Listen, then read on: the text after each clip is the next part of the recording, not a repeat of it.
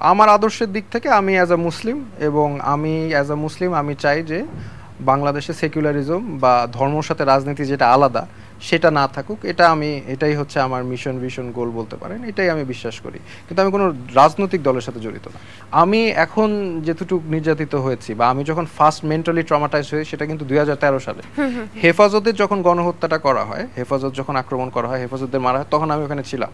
আমি স্টুডেন্ট ছিলাম এবং আমি খুব ইয়াং বয়স ছিল তখন। যেভাবে মানুষ মেরেছে তখন, যেটা আমার অভিজ্ঞতা হয়েছে, এর পরে আমি যে মেন্টালি ট্রমাটাইজ ছিলাম, সেটা মানে সেটার থেকে আসলে আমার স্ট্রেংথটা গ্রো করে। আপনি কোথায় ছিলেন, মানে সেই শাপলা চত্বর যেখানে আসলে বলা হয় যে? আমি শাপলা চত্বরে ছিলাম, সারা রাত ছিলাম।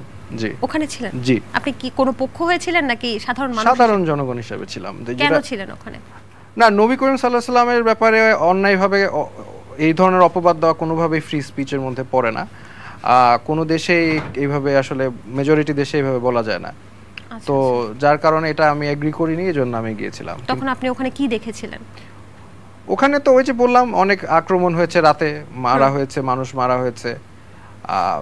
ওইটা অবশ্য আর একটা ডিফারেন্ট ট্যানজেন্ট, বাট ওইটার থেকে আমি বেসিক্যালি স্ট্রেংথ পাই। আর যেই একটা রাজনৈতিক দল এই কাজটা করেছে, যেভাবে আক্রমণ করেছে হেফাজতে 2013 সালে, তারপরে এখন যে পরিমাণ মানুষ মেরেছে, এখনো যেগুলো ছেলে নারী ভুঁড়ি আমি দেখে আসলাম, পেটের ভিতরে নারী ভুঁড়ি বের হয়ে আছে, চোখ নাই, অন্ধ। তো এখনো যেই দলটা এই কাজটা করেছে, সেই দলটা কিভাবে রাজনীতিতে আবার আসতে পারে রিসেন্টলি, এটা আই ডোন্ট নো। এই নাৎসি পার্টি কিন্তু ব্যান্ড করা হয়েছে, জার্মানিতে নাৎসি পার্টি ব্যান্ড।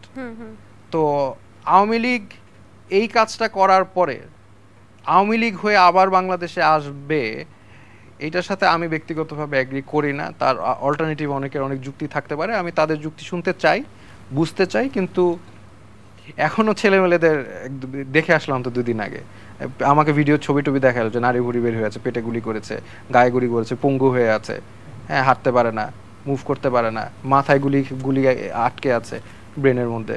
তো এরপরে কিভাবে তারা রাজনীতি করতে পারে আমি শিওর না।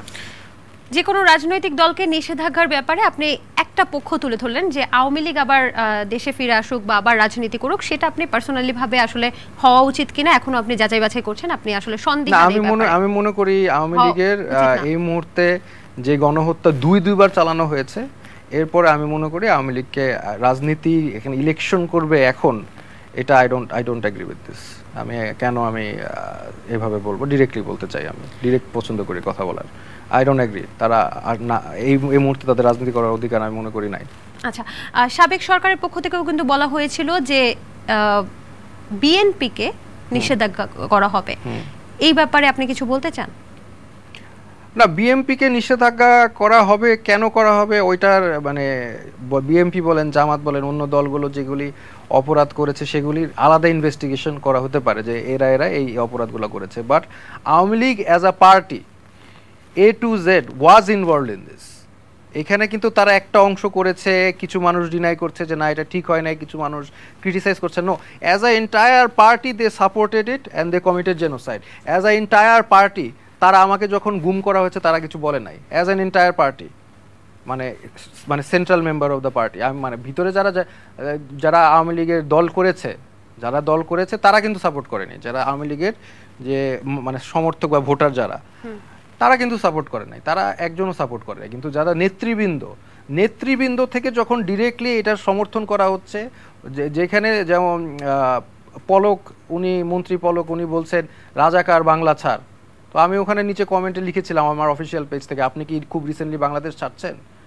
তো এটার পরে তো আলটিমেটলি তো ওনার পালানোই লাগছে। তো এই ধরনের ব্যক্তি আবার ইলেকশন করবে, ইটস আনএক্সেপ্টেবল। আমি এটা এগ্রি করতে পারতেছি না। সরি। একজন শিক্ষক হিসেবে তখন কি আপনি স্টুডেন্টদের ঢাল ছিলেন? আমি সেটাই মনে করি, বাট আমার মোটিভেশন ছিল নবী করিম সাল্লাল্লাহু আলাইহি সাল্লাম, উনি বলেছেন একজন leader is the shield of the people. একজন নেতা হচ্ছে জনগণের ঢাল, এবং আমি জানি যে ঢালের আঘাত আসবে এবং আঘাতটা পড়বে আগে ঢালের মধ্যে। তো এই হাদিস এবং এই নবী করিম সাল্লাল্লাহু আলাইহি সাল্লামের শিক্ষা থেকেই আমি ওইভাবেই গেছি অ্যাজ আ টিচার। আমি তাদের লিডারও, এই জন্য আঘাত পড়লে আগে আমার গায়ে আঘাত পড়া উচিত। এই জন্য আমি সবার আগে দাঁড়াতে চেয়েছিলাম স্টুডেন্টের সামনে। যদি গুলি মারতো আমি সবার সামনেই থাকতাম এবং আমি সবার সামনে গুলি খেয়ে মারা যেতাম। এবং এই কথাটা আমি বক্তব্যটা দিয়েছি, এটা অলরেডি আমার ফেসবুক পেজে আছে। এবং ফর অল পস্টারিটি। আপনি যেন শিক্ষার্থীদের পাশে না দাঁড়ান, আপনি যেন শিক্ষার্থীদের উস্কানি না দেন এই ছাত্র আন্দোলনে। এই কারণে আপনাকে যতটুকু আমি জানি যে টাকার অফারও করা হয়েছিল বা আপনাকে একটু মোটিভেট